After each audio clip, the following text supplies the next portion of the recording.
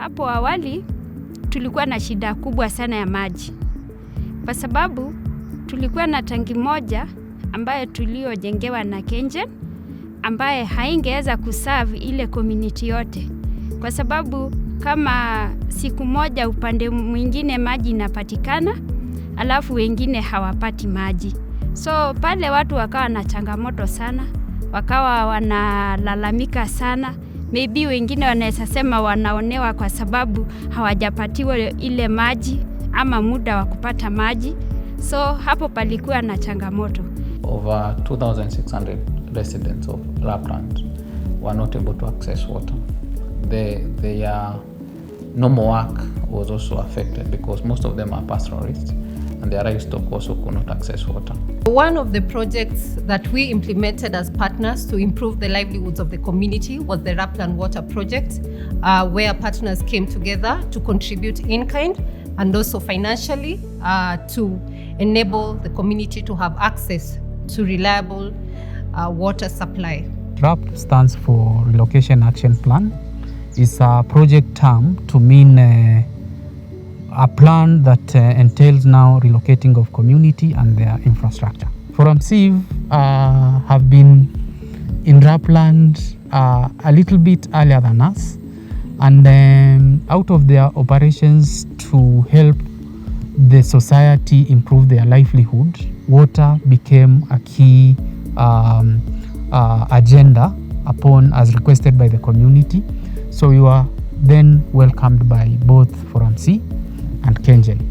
In the project, we had 4 partners who contributed to the project. One of them was the county government through the Department of Water, whereby they contributed financially to the project. We also had NAIVAWASCO, who provided the procurement, who supported in the procurement as well as supervision of the works that happened in the project.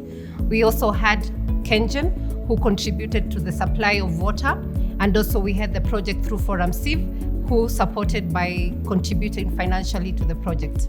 So in our analysis, we presented to these 2 major entities together jointly, that is ForumCiv and also KENGEN, with us as Naivasha Water also carrying in the umbrella of county government.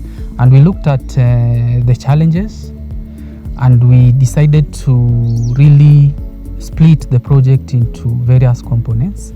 And we agreed that all existing network that had already been done by KENGEN, then KENGEN will take the responsibility of reviving all that. Then secondly, there's now the required expansion of network, looked at the issues of improving storage. So these new components that were supposed to come into the project were split into 2. One portion to be funded by ForumCiv, the other portion to be funded by the county government of Nakuru. So then that's how the project started. So we did separate bills of quantities, 3 of them, a portion to be supported by KENGEN, another portion to be supported by ForumCiv, and then the other portion to be supported by Nakuru County Government. Then Naivasha Water, as the water entity, was given the responsibility of implementing the project, supervising the project, working with the community to ensure that all these challenges that I had highlighted earlier are solved for the betterment of the community.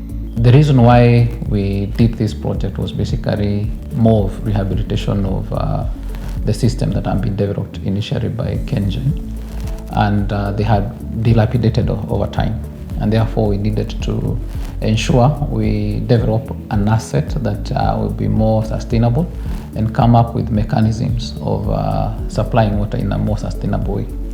So we engaged ForumCiv engaged the county, and we had an agreement through the county whereby these partners were to contribute or had a contribution towards the project.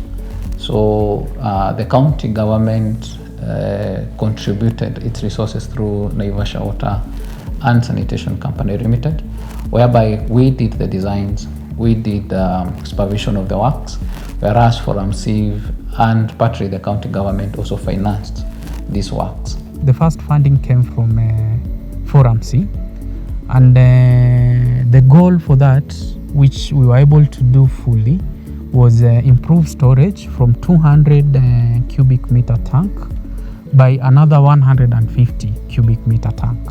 So the total storage after the project is 350 cubic meter tank. The other goal was to expand network.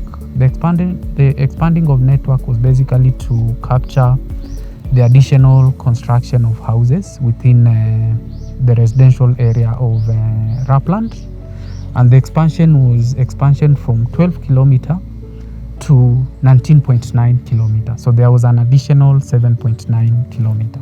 Katika hiyo mradi kuna kilomita 1.5 ambayo tuliongezewa ya Kachero Center. Wako wanapata maji hatao. Walikuwa na challenge ya maji. Hapo awali walikuwa wanakosa maji, mtu nakaa karibu wiki bila maji. Ni kutafuta pikipiki, wamama wanahangaika wanabeba maji na mandoo. Lakini saa hii wengi wao wameshaweka hata maji kwa boma zao. Mtu wako na maji kwa boma yake. Unakuta hata wamama sasa hawahangaiki kutafuta maji bila.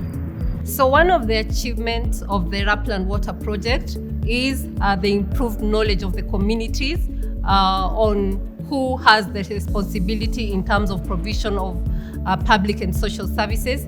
Through the Rights Way Forward, the communities were able to understand how the government structure are and who has responsibilities of provision of water.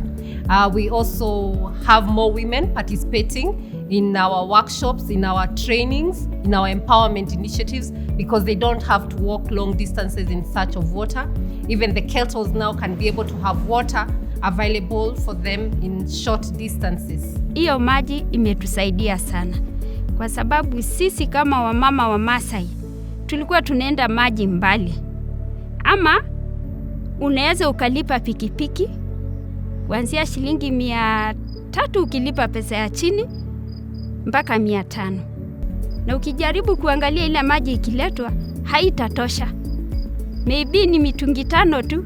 Kufikia kesho watoto wanakosa kwenda shule, kwa sababu kuna wakati ambayo tulikuwa tunakosa maji kabisa, mpaka unashindwa mtoto ataamkia nini aoge naye aende shule. Sasa wakati PPDP ilikuja kutuongezea hiyo maji, tulifurahi sana tukiwa wamama. Tuliona wametujali na hata wameweza kusaidia wamama ili wasije kuumia tena kwa sababu ya maji. Saizi ukiingia katika lile community, watoto wamekuwa wasafi, wamama wamekuwa wasafi kwa sababu ya kutumia lile maji vizuri. In as much as there have been successes in the RAPLand water project, there were still challenges in terms of ownership and management of the water project, but as partners we have taken the initiative to build the capacity of the water management committee. Community yetu sana walikaa bila hajaijua mambo ya kulipa maji. Kaletwa mkutano na kampuni ya Forum, Naivasha Water, tukakaa chini wote. Sasa hawa bado ni wageni kwa mambo ya kulipa maji, kwa sababu kuna MOU ambayo tulikuwa na KENGEN. Sasa KENGEN alikuwa anasema anapea kwa community maji free. Sasa wengi wameshika hii maji tunapewa free.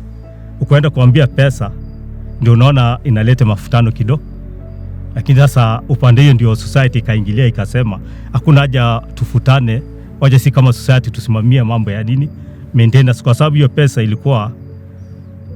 ilikuwa ya kulipa tu ya kumaintain hii malipo ya maji. So ForumCiv and other development partners coming in, it was a very, very important thing and a good thing, because we would not have been able to achieve such a project. In the course of implementing the project, we also learned a number of things, including the importance of involving the community from the word go.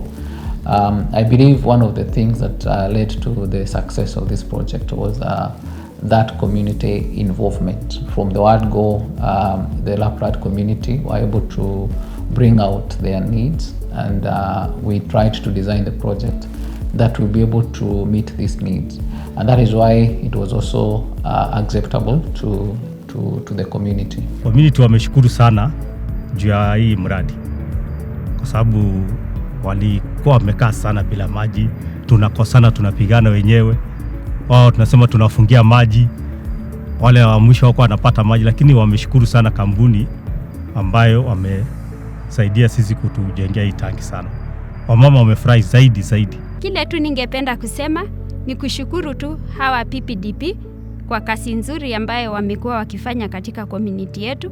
Tumeona empowerment mingi ambayo wameweza kuempower lile community yetu.